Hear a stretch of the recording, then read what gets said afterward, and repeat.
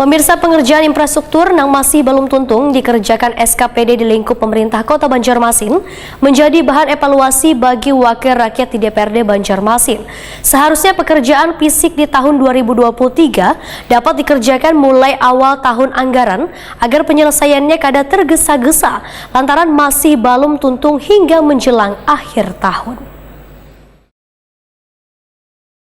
Pengerjaan infrastruktur nang masih ada nang belum tuntung dikerjakan SKPD di lingkup pemerintah Kota Banjarmasin menjadi bahan evaluasi bagi wakil rakyat di DPRD Banjarmasin.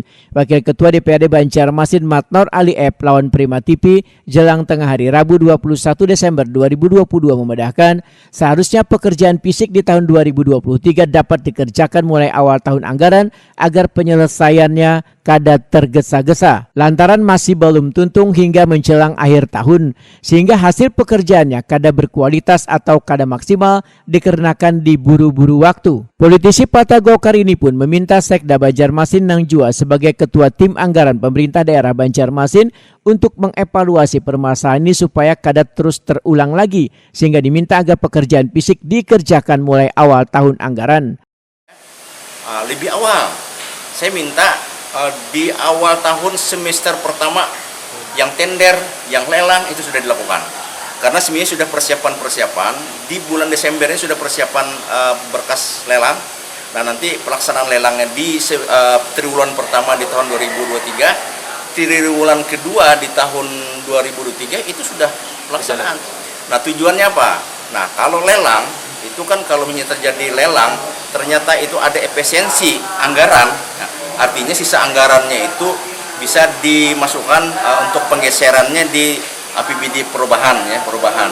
Tetapi kalau dilaksanakan di akhir tahun sekarang nih, ada ternyata efisiensi mau diapakan lagi?